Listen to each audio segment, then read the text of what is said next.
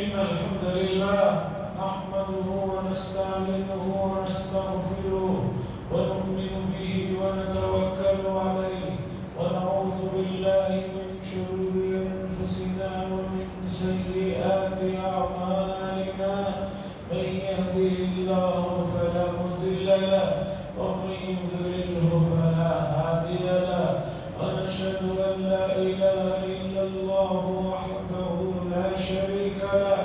ونشهد أن سيدنا ونبينا ومولانا محمدا عبده ورسوله. أما بعد فإن أصدق الحديث كتاب الله وخير الهدي هدي محمد صلى الله عليه وسلم وشر الأمور محدثاتها وكل محدثة بدعة وكل بدعة ضلالة وكل ضلالة في النار. قال الله تبارك وتعالى في القرآن المجيد والفرقان الحميد: وما أرسلناك إلا رحمة للعالمين. وقال صلى الله عليه وسلم: لا يؤمن أحدكم حتى يكون هواه تبعا لما جئت به، أو كما قال صلى الله عليه وسلم. عزیزان محترم،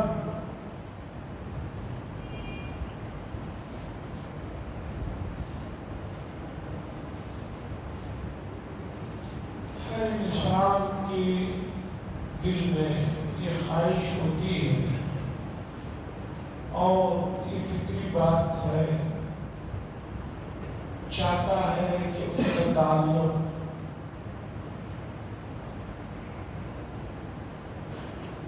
بہت بڑے لوگوں سے ہو، اس کا تذکرہ بڑوں میں ہو، اور وہ جہاں رہتا ہے، جس ماحول میں رہتا ہے، وہاں جو بااثر لوگ ہوتے ہیں ان سے کسی طرح اس کی جان پہچان ہو جائے، اس کے لیے وہ دوڑ کرتا ہے، سوچتا ہے کہ بھئی وہ بہت بااثر آدمی ہے، بہت پاورفل آدمی ہے، اس تک میرا کسی طرح آنا جانا ہو جائے، اس کے لیے کوشش کرتا ہے، اس کے آس پاس جو لوگ رہنے والے ہیں ان سے پوچھتا ہے کہ بھئی ان سے ملنا ہے، ان سے تعلقات بڑھانا ہے، کیا کرنا ہوگا۔ جو آدمی جہاں ہے وہ اس سے اوپر کے آدمی سے تعلقات بڑھانے کے لیے کوشش کرتا ہے۔ کوئی MLA ہے تو چاہتا ہے MP کے پاس میری کیسے تعلقات ہو، CM سے میری کیسے قریبی تعلقات ہو۔ بلکہ مجھے عامل صاحب نے بتایا، بہت پہلے کی بات ہے، میں نے کہا کیا حال چال ہے؟ تو کہنے لگے بہت اچھے۔ میں نے کہا کیوں؟ کہا آج کل سیاسی لوگ میرے پاس آتے ہیں اور ہر آدمی آ کر چاہتا ہے کہ CM مجھے چاہے، CM کا میں محبوب بن جاؤں، CM کی نظروں میں میری ویلیو ہو جائے، اس کے لیے آپ کچھ کریے، جتنا چاہے پیسہ لیجیے، جتنا چاہے جو لیجیے۔ ایک جاتا ہے پھر دوسرا آتا ہے۔ میں نے کہا پھر کیا کرتے ہیں؟ کتنوں کو اس کا محبوب بنو، سب اس کے محبوب ہو گئے تو بھی ان کو تسلی نہیں، اس لیے وہ کہے گا کہ میں بھی اتنا ہی ہوں، وہ بھی اتنا ہی۔ تو بے شمار لوگ آتے ہیں، تو واقعہ یہ ہے۔ اور اس سے بڑے پوسٹ کا آدمی وہ چاہتا ہے اس سے بڑے پوسٹ کے آدمی کی نظروں میں میں محبوب رہوں، اور یا کا جو سب سے بڑا پوسٹ ہوتا ہے اسے جا کر وہاں بھوک لگتی نہیں، وہ چاہتا ہے کہ دنیا بھر کے بڑے لوگوں میں میرا تذکرہ ہو، میرا نام ہو، میں جاؤں تو مجھے اچھی نظر سے دیکھیں ملے۔ خیر مسئلہ ہے، اس سے کسی کو انکار نہیں، اس سے کسی کو انکار نہیں۔ بہت پہلے کی بات ہے،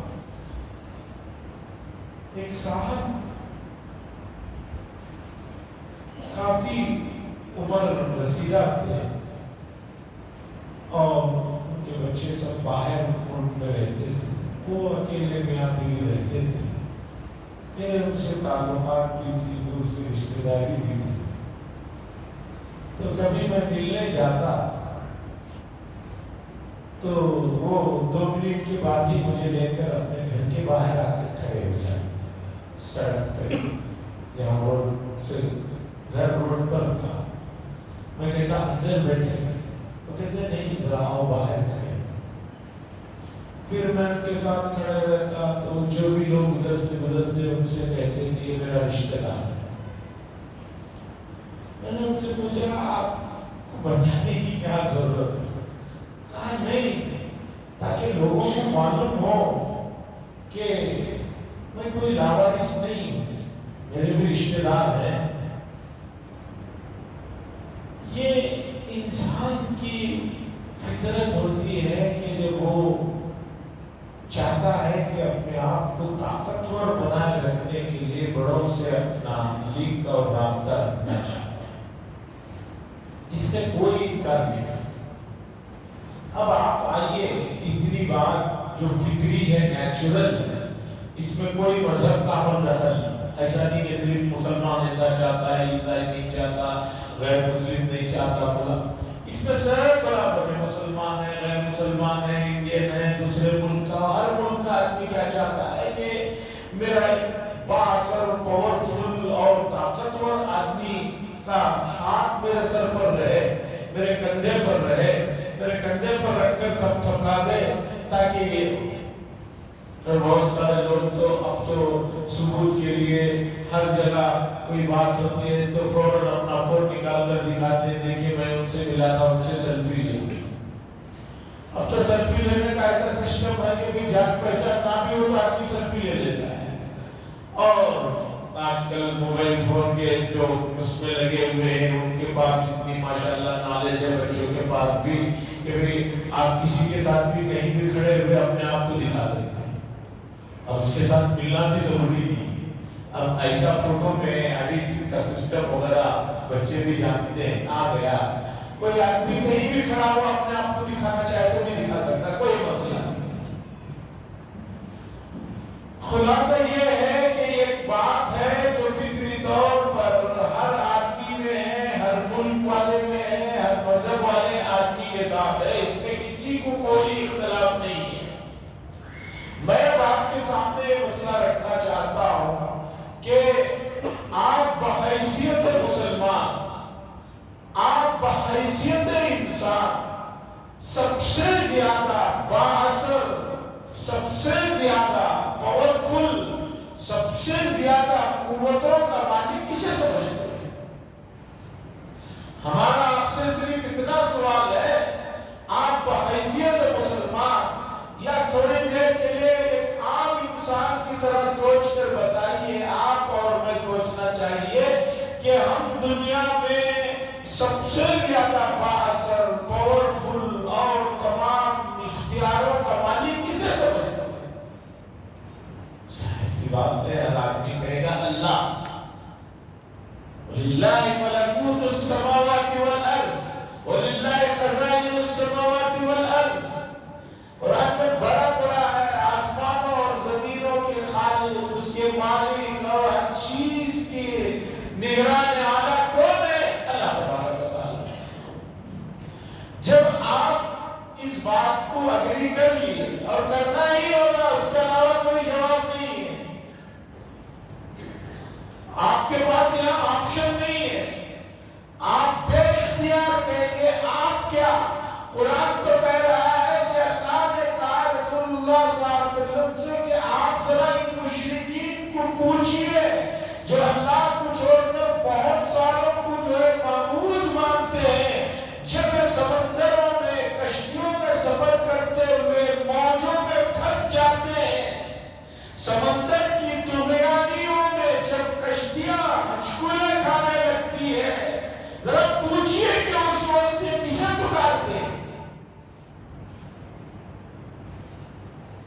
اللہ نے کہا لا یقولن اللہ، ضرور اللہ کا نام۔ تو جب نہیں ماننے والوں کا یہ عالم ہے تو اب ہم ماننے والے ہیں، اب ماننے والے ہم ہیں تو اب ہم کسے مانتے ہیں؟ سب سے بااختیار، سب سے بہتر اللہ کی ذات۔ اب دوسرا سوال ہمارا یہ ہے، اپنے آپ سے ہم سب سے، کیونکہ یہ کبھی آپ نہ سمجھے کہ جو آدمی کچھ کہہ رہا ہے وہ اس سے مستثنا ہے، وہ اس سے الگ ہے، اسے اس کی ضرورت نہیں ہے۔ ایسا نہیں، میں آپ سب برابر ہیں۔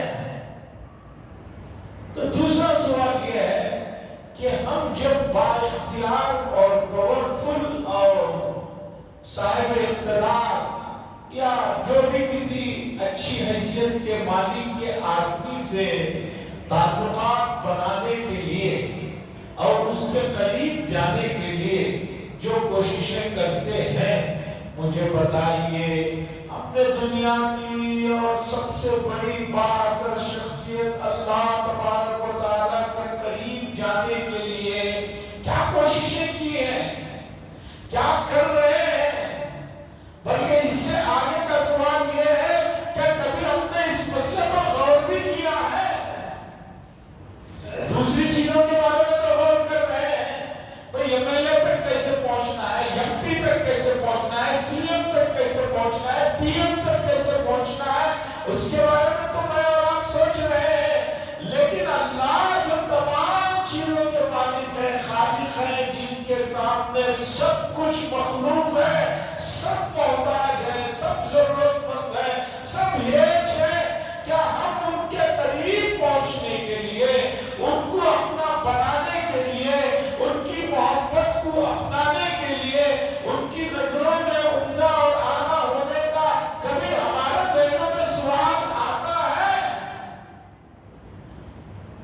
یہاں آ کر بہت افسوس اور دکھ کے ساتھ کہنا پڑتا ہے کہ امت مسلمہ کا طبقہ جو امت مسلمہ نہیں ہے، مجھے ان سے نہیں ہے، یہ اپنے بات ہے، اپنے گھر کی بات ہے، ہمارے اپنی بات ہے۔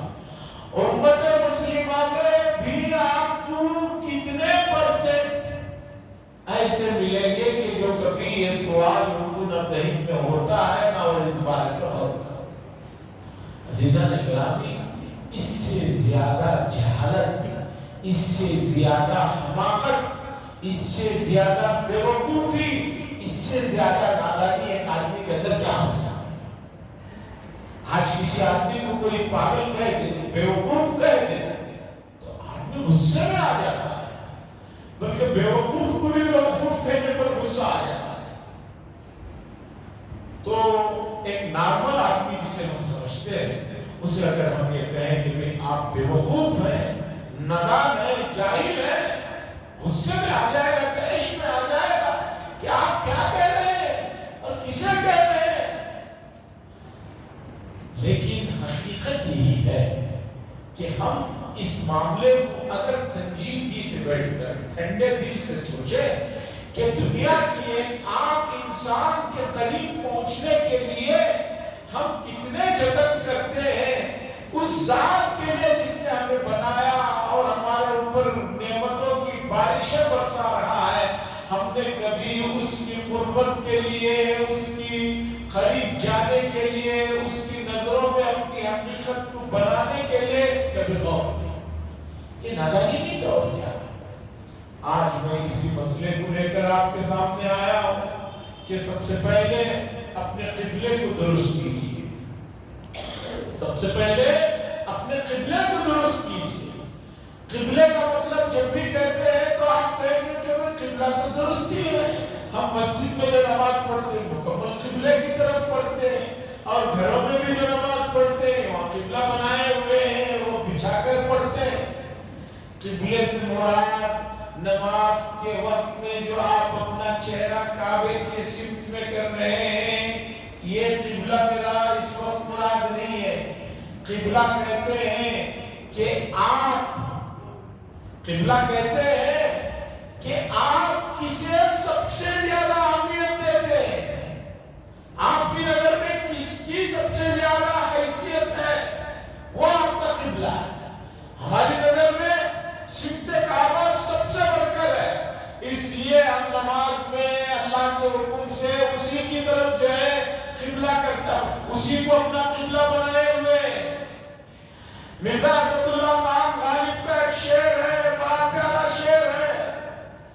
کیا کہتا ہے؟ مرزا غالب کہتا ہے برے حد ادراک سے میرا مسجود، ہے برے حد ادراک سے میرا مسجود، اہل نظر قبلے کو قبلہ نما کہتے ہیں۔ ہمارا جو قبلہ کعبہ ہے، چاہے آپ وہاں جا کر نماز پڑھ رہے ہو یا یہاں سمت قبلہ کی طرف نماز پڑھ رہے ہو، قبلہ جو ہے وہ اصل مقصود نہیں ہے، مقصود اللہ کی ذات ہے۔ اس لیے قرآن نے کہا کہ اگر تم کہیں ایسی جگہ میں پہنچ گئے جہاں پر تمہیں سمت کعبہ نہیں معلوم ہو رہا ہے، جنگل میں پہنچ گئے ہیں، آپ کے پاس کوئی چیز آلہ نہیں ہے کہ آپ معلوم کر سکیں کہ قبلہ کدھر ہے، کعبہ کس طرف ہے، تو قرآن نے کہا للہ المشرق والمغرب فأینما تولوا فثم وجہ اللہ، ارے اللہ ہی کے لیے مشرق بھی ہے مغرب بھی ہے، جدھر چہرہ کرو گے فثم وجہ اللہ، وہی اللہ کو پاؤ گے۔ تو مسئلہ یہ ہے کہ کعبہ جو سمت کعبہ ہمارا قبلہ ہے، کعبہ یہ اللہ کا حکم ہے، اس لیے ہم ادھر چہرہ کرتے ہیں۔ ادھر چہرہ کرنے کا مطلب یہ نہیں ہے کہ کعبہ اصل مقصود ہے، اصل مقصود تو اللہ کی ذات ہے۔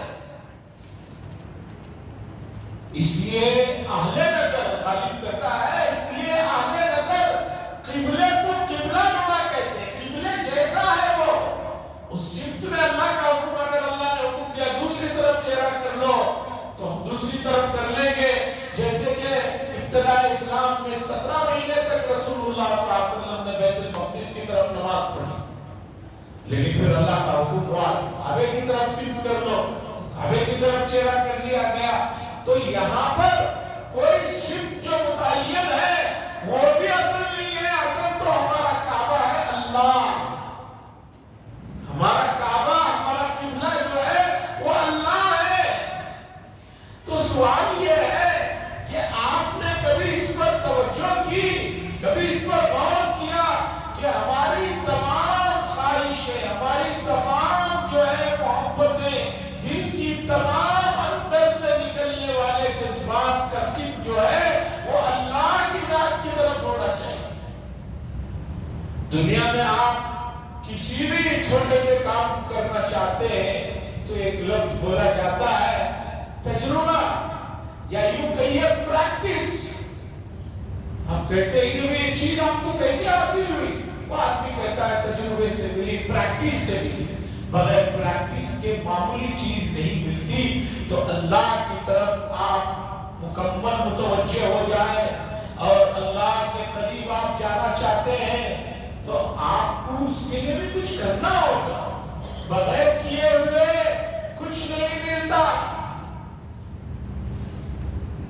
امت مسلمہ کا رونا یہی ہے کہ امت مسلمہ نے محنت، جدوجہد، کوشش، راتوں کا جاگنا اللہ کے لیے یا دن میں محنت کرنا، ان کاموں سے امت بہت دور ہو گئی ہے۔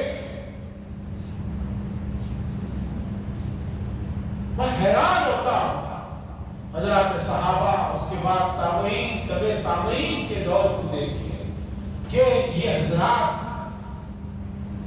سب کچھ کاموں کے ساتھ،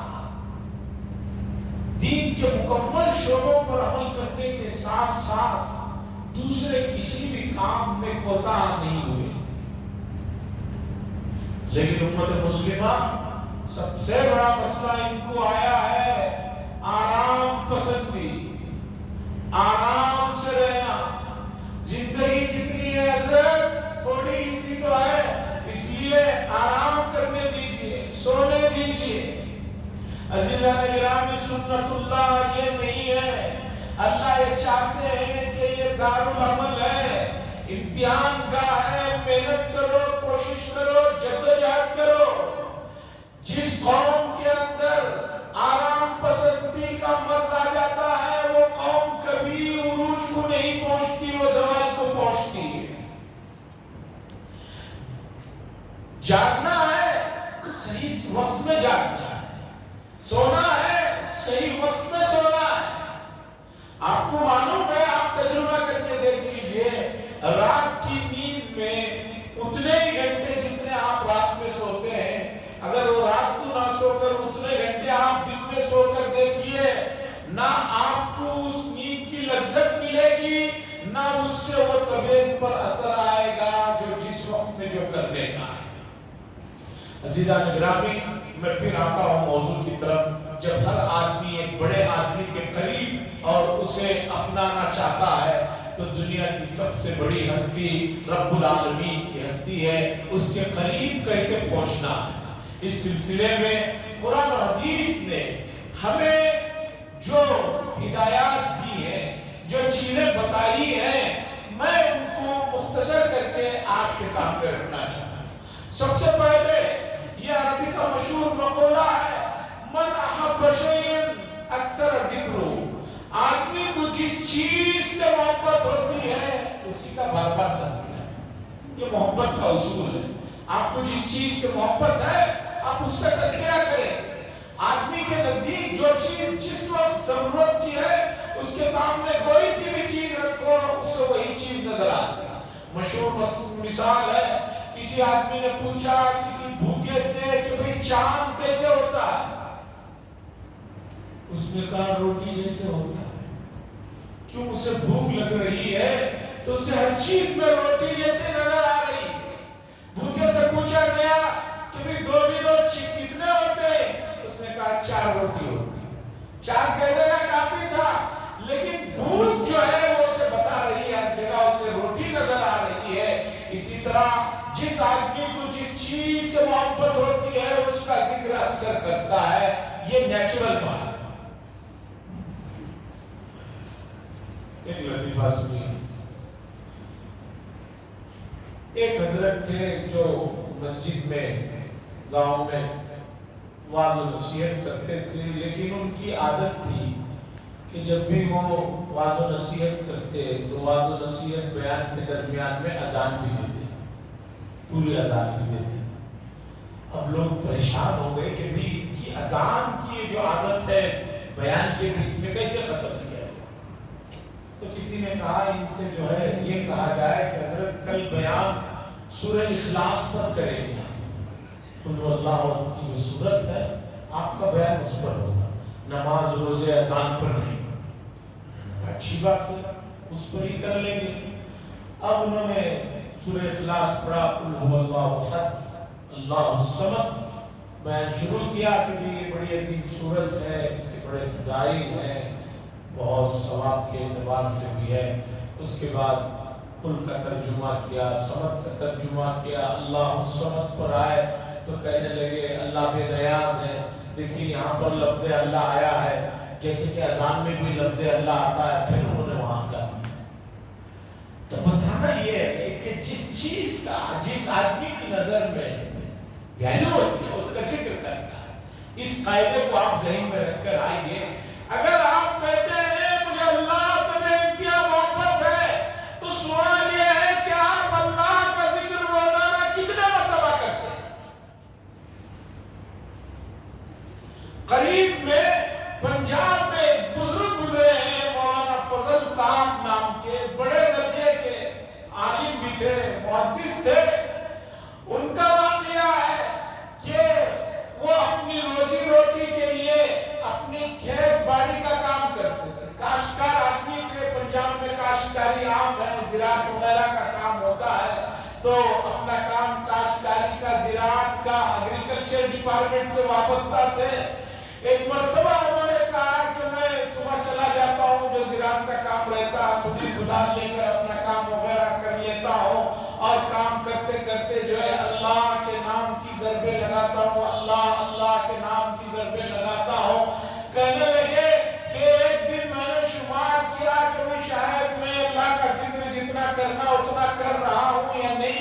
معلوم نہیں. یہ سوچ کر میں نے ایک مرتبہ کام کرتے کرتے اللہ کے نام کی جو ضربیں لگائی اس کی میں نے گنتی کی 80,000 مرتبہ اللہ کی ضربیں لگائی تھی. اور پھر بھی وہ آدمی کہہ رہا ہے کہ اللہ کا ذکر میرے سے بڑا کر رہا ہے.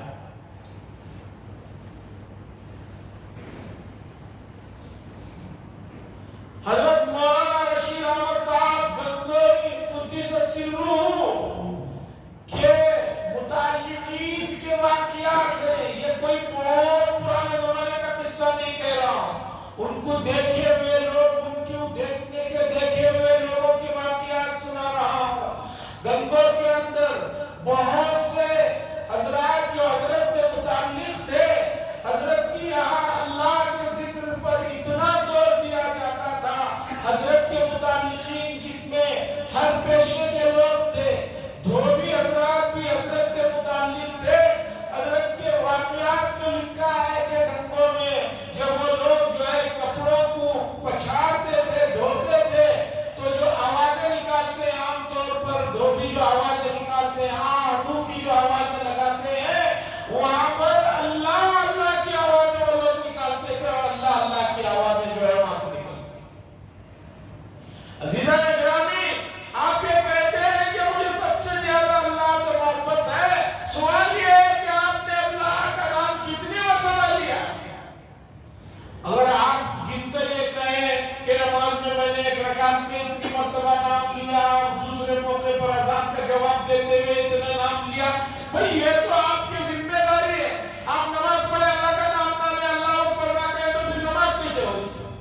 آپ اذان کا جواب دینا ایک سنت ہے، وہ تو ذمہ داری ہے. درود میں اللہ کا نام لے لیا، دعا میں آپ نے اللہ کا نام لے لیا، یہ تو جو ہے اس کا حصہ ہے، یہ تو آپ کی ذمہ داری ہے. ہم پوچھ رہے ہیں یہ ایکسٹرا کتنے مرتبہ آپ نے اللہ کا نام لیا جب یہ کہہ رہے ہیں کہ مجھے اللہ سے بہت بے انتہا محبت ہے. اور اگر آپ یہ کہتے ہیں کہ میں نے نہیں لیا ہے، نہ لے رہا ہوں، تو پھر مجھے اور آپ کو غور کرنے کی ضرورت ہے. جس ذات سے ہم اتنی محبت کا دعویٰ کرتے ہیں اس کا ذکر اگر نہیں ہو رہا ہے تو یہ بہت بہت بہت افسوس، بہت نادانی کی بات ہے. عزیزان گرامی، من احب شیئا اکثر ذکرہ، جس آدمی کو جس چیز سے بہت محبت ہوتی ہے اس کا وہ ذکر کثرت سے کرتا ہے. اور آپ یہ مانتے ہیں کہ آپ کے نزدیک سب سے محبوب ترین ذات، سب سے بڑی ذات اللہ کی ہے، تو آپ نے، میں نے روزانہ کتنے مرتبہ اللہ کا ذکر؟ ہم کہیں کہ بھئی ہر عصر کی نماز کے بعد، فجر کے بعد 33 مرتبہ سبحان اللہ الحمدللہ کہنا، وہ نماز کا ایک حصہ ہے، تتمہ ہے، جز ہے. وہ 33 مرتبہ کا حصہ ہے. ابھی ان اللہ والوں کا واقعہ سنایا، کاشتکاری کرتے ہوئے روزانہ 80,000 مرتبہ اللہ کے نام کی ضرب لگا رہے ہیں اور محسوس کر رہے ہیں کہ ذکر کب ہو گیا. بہت سارے لوگ یہ سمجھتے ہیں کہ اگر ہم ذکر ہی کرتے رہیں تو دنیا کیسے کریں گے؟ کس نے کہا کہ آپ دنیا نہ کریں؟ ارے قرآن کہہ رہا ہے فَإِذَا قُضِيَتِ الصَّلَاةُ فَانتَشِرُوا فِي الْأَرْضِ، جب جمعہ پڑھ چکا تو نکلو زمین پر، روزی روٹی تلاش کرو، روزی روٹی کے لیے کرو. مجھے بتائیے کیا آپ نہیں کر سکتے ہیں کام؟ ایک آدمی آج کے زمانے میں سائنس کی ترقی سے گاڑی چلا رہا ہے، فون پہ بات کر رہا ہے، گاڑی چلا رہا ہے اور میوزک سن رہا ہے. تو ہم یہ کہتے ہیں کہ جب گاڑی چلاتے ہوئے فون پہ بات کر سکتا ہے، میوزک سن سکتا ہے، تو گاڑی چلاتے چلاتے، گاڑی میں بیٹھے جاتے جاتے اللہ کا ذکر کیوں نہیں کر سکتا؟ عزیزان گرامی، بات صاف یہ ہے کہ آپ اللہ سے اپنا تعلق بنانا ہی چاہتے نہیں ہیں. اس لیے کہ گزشتہ کئی جمعہ میں نے یہ بات بتائی، آج سوشل میڈیا پر ایسے نامعقول اور ایسے جاہل لوگوں کی باتوں کو پھیلایا جا رہا ہے جو اللہ کے وجود کا انکار کر رہے ہیں. دنیا بھر میں اب بہت لوگ جو ہے اپنے آپ کو بہت زیادہ ذہین ثابت کرنے کے لیے یہ کہہ رہے ہیں کہ اللہ نام کی چیز کوئی نہیں ہے، گاڈ، بھگوان، یہ سب کوئی نہیں ہے. اب ایسے لوگ اپنا دکان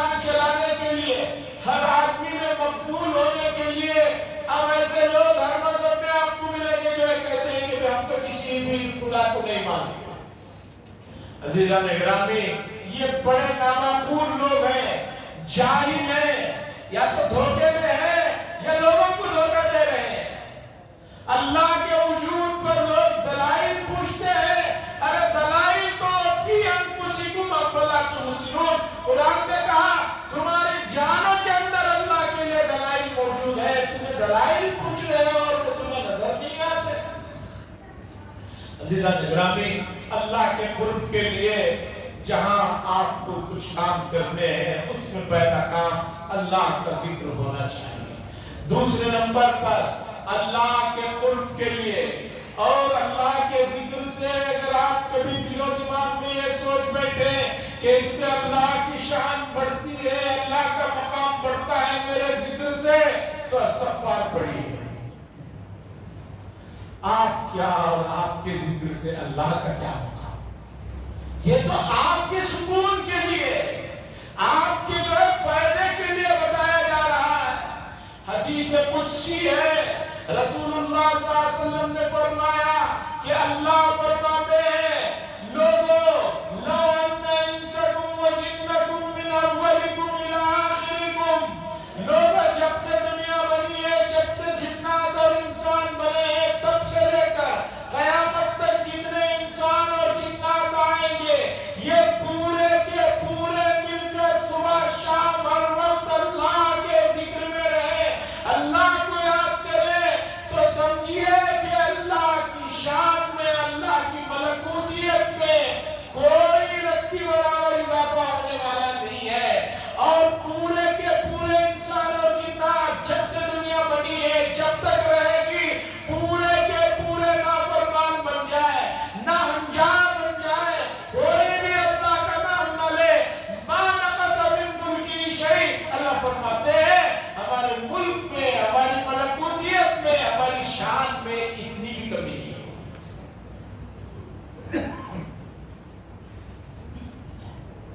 تو عزیزان گرامی، اللہ کے ذکر کا جو سنایا جاتا ہے وہ اطمینان قلب اور سکون اور اللہ کے قرب کے لیے بتایا جا رہا ہے۔ اس سے اللہ کی ذات کے سلسلے میں کبھی سوچنا کہ میرے ذکر سے اللہ کا مقام بڑھ جا رہا ہے، نعوذ باللہ، ایسا نہیں۔ دوسرے نمبر کی چیز، اللہ کا قرب حاصل کرنے کے لیے تلاوت القرآن، قرآن مجید کی تلاوت کا اہتمام ہونا چاہیے۔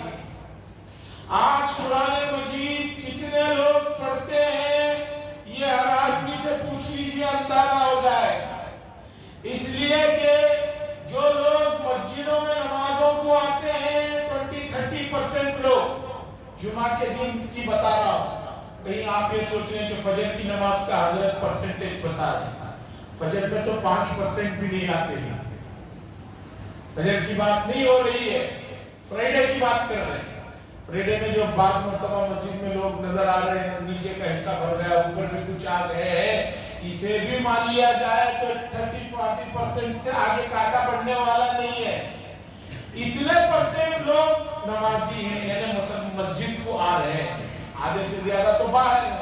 اب اتنے % میں کتنے لوگ روزانہ قرآن مجید کی تلاوت کرتے ہیں، وہ % نکالوں گا تو پھر -0 میں رہنا پڑے گا۔ اس لیے کہ بعض لوگوں نے طے کر لیا ہے کہ ہمیں صرف رمضان میں قرآن پڑھنا ہے، بس رمضان کے 30 روزے ہیں، 30 پارے میں پڑھنا ہے، بس اس کے علاوہ نہیں۔ عزیزان گرامی، قرآن مجید کی تلاوت کی طرف جتنی غفلت ہو رہی ہے یہ بہت زیادہ مہلک چیز ہے۔ قرآن مجید کی تلاوت کی طرف آئیے، قرآن کو کھولیے، پڑھیے۔ اللہ نے آپ کو وقت دیا ہے، علم دیا ہے، صلاحیتیں ہیں، تو قرآن کو پھر سمجھ کر پڑھنے کے مرحلے میں آئیے، نہیں تو تلاوت تو ہے۔ بہت سے لوگ کہتے ہیں حضرت قرآن تو پڑھتے ہیں ہم، یہ کیا پڑھتے ہیں؟ حضرت نماز پڑھتی نا حضرت صبح سے شام، اور نماز میں وہی 4 سے 6 سورتیں ہیں جو آپ پڑھ رہے ہیں۔ بعض لوگ تو 3 میں چلا رہے ہیں، بعض لوگ مشکل سے 4، کیونکہ 4 رکعت کی نماز پڑھنا رہتا ہے حضرت، اس لیے بچپن میں 4 سورتیں سیکھے تھے اسی میں چلا رہے ہیں۔ منیمم 10 سورت علم ترا سے. اب اس کے علاوہ قرآن پورا اتنا ہی ہے، قرآن تو بہت ہے، تو کیا آپ 10 سورتوں کے علاوہ جو نماز میں پڑھنا فرض ہے اسے اگر آپ تلاوت سمجھ کر رہ جا رہے ہیں، باہر نہیں پڑھ رہے ہیں، تو یہ بھی نادانی ہے. نفس کہتا ہے کہ بھئی ہمیں کیا ضرورت، ہم تو قرآن پڑھتے ہی نہ نماز. اور اللہ کے قرب حاصل کرنے کے جو ذرائع ہیں اس پر اگلے جمعہ بات ہوگی. دعا ہے، درخواست ہے کہ آپ حضرات جمعہ کا دن وقت نکالیں، اللہ کے گھر پہ ذرا پہلے چلے آئیں. وآخر دعوانا الحمدللہ.